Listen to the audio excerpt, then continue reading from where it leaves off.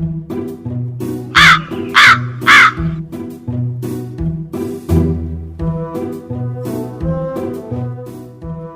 ললিতা,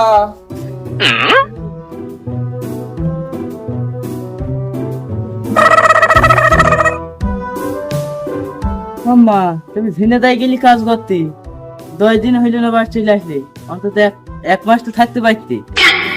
শালি শালির ফুকলদার এখান দেখো তুমি আরামে খাচ্ছ আর খাটে গিয়ে ঘুমাস, তো খুব মজা লাগছে তাই না? বলে কিনা 1 মাস মুখে তো কিছুই বাদে না, উড়িত করে বলে দিলে আর হয়ে গেল। যাও না যাও, 2 দিন থেকে আসো, জ্বালা কত বুঝবা। কোনদিনই পোড়া মুখো, আমি কাজ করতে যাবো কে জানো। তাহলে অত ফটর ফটর করো, শালার মেয়ে মানুষ এমনি বেশি বল। ঠিকই তো বলেছি, কাজ না করলে সংসারটা চলবে কি করে? আব্বা দিনে যাইতে বাড়ি আসলে দাও 10 টাকা দাও, চকলেট কিনে খাবো। চকলেট খাবে?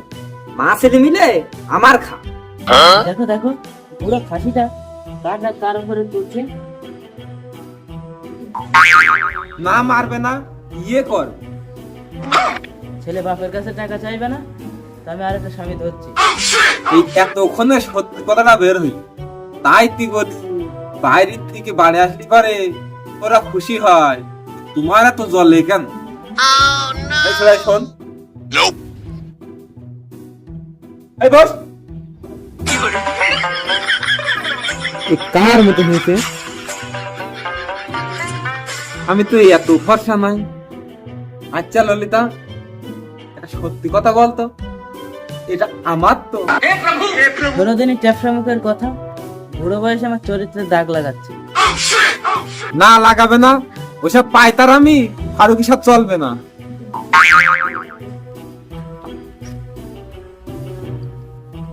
এই ললিতা, একটা ঘরে তো ছাগলের জন্য দুটো ঘাস কেটে নিয়ে আসিস, ছাগল না খেয়ে দিবি।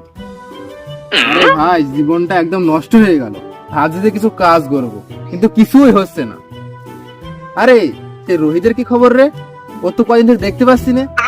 আর বলিস নি রে ভাই, কদিন আগে একটা প্রেম করে নেবো, ও সে প্রেমিকা বাই দিয়েছে ওর, এখন যেখানে সেখানে মাল টল খেয়ে বেড়ায়। শালা তো সেই একটা মাল বেয়ে গেল, এত সুন্দর একটা মাল ছেড়ে দিয়ে এখন এই মাল খাচ্ছে। কি খবর গো ফারুকসা?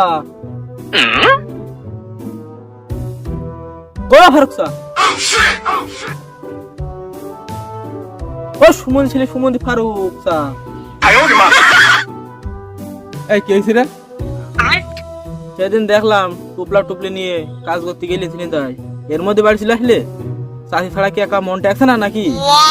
দেখ ভাতিজা, কিছু ভালো কথা বলা থাকলি বল, আবল তোর কথা বলিস। কমনে গেলে গসা, দেখতেই তো পাচ্ছিস মাঠে গেলাম ছাগলের জন্য ঘাস কাটতি। ঘাস কাটতে গেলে না নোকের বইতে ফসল কেটে নিয়ে আসলে? শুনেছি তোমার আবার খুব বদ অভ্যাস আছে, নোকের বই থেকে ফসল কেটে নিয়ে এসে তোমার নিজের ছাগলের খাওয়াও।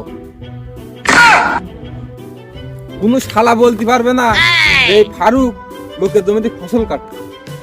হ্যাঁ, এই জন্য তো সেদিনকে দেখলাম মতিনের বই থেকে ফসল কেটে বললে মতিন তোমার হেসুনে তাড়া করে নেওয়া আসলো।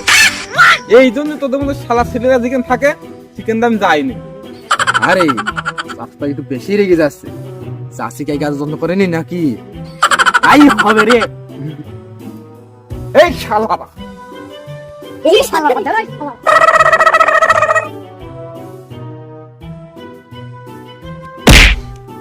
শালা ছেলেরা জানাই তাই বলে ওদের বাপের হইতে ফসল ফসল কেটে নিয়ে আসি। কি হলো গো, এভাবে কাকে গায়ে দিচ্ছ? ওই শালার আগুনে ছিলেন আর ফয়ের ছিল, আমার বলে কিনা নোকের হইতে ফসল কেটে নিয়ে আসি। আরে ছাড়ো না, ওরা তোমার সাথে মজা করে। ওরা কি আমার বয়সে আমার হাতে মজা করবে? আরে ছাগলটা ভাবাছে কে? 2 দিন থেকেই তো ছাগলটা ভেবাছি, ছাগলটা পাঠা দেখানো লাগবে। আচ্ছা তাহলে কাল সকালবেলায় দেখে নেবে বানি, এখন দুটো খেতে। ঠিক আছে, হাত মুখ ধুয়েছে, খেতে দিচ্ছি। আচ্ছা ঠিক আছে, হাত মুখ ধুয়ে আসি।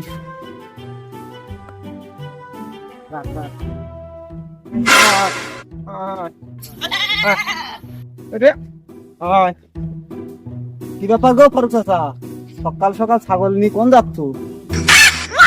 তা জিকা নিয়ে যাই তো তোদের বাপের, আহা রেগে যাচ্ছ কেন চাচা? তোর রাখবে না তো কি কর? এত সকাল সকাল ছাগলটা নিয়ে যাচ্ছি, পাঠা দেখাইতে হবে, বুঝতে পারছো না? এবার জিজ্ঞেস করার কি আছে? পাগলাম করার জায়গা পাচ্ছ না? হ্যাঁ, আমরা কিছু বুঝি না নাকি?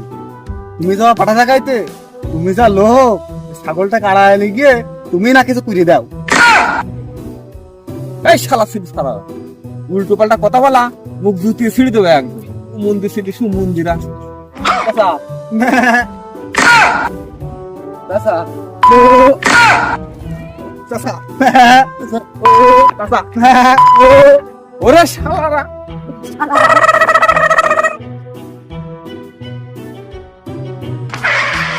এই সুমন্দির সিটি সুমন্দিরা কেন উড়িস? ও চাচা, তোমরা যাচ্ছ গো? জিকিনি যাই তো তোদের বাপের কি? এই তো মুসা, তোমার একটা বদ অভ্যাস, ভালো কথা বললেও তুমি রেগে যাও। তো চাচা, তুমি যে সকালবেলা যে ছাগলটা পাঠা দেখাতে নিয়ে গেলি, ওই বড় বাচ্চা হইলো। চাচা তোমার বলে মেয়ে ছাগল হলি আমি বরগণ বলো। চাচা, এদের কথা বাদ দাও, তোমার এক কাজ করে আনি, ছাগলটা আমাকে দেখি দিয়ে আনি, 700 টাকা দেবো। 700 টাকা ওই ছাগল দেয়? কত সুন্দর একটা ছাগল। ওই তুমি এক কাজ করেন চাচা, আর 50 টাকা নিয়ে হাতে 50 টাকা দিয়ে দেবো আনি, ছাগলটা আমার দিয়ে। ওরে সুমন্দিরা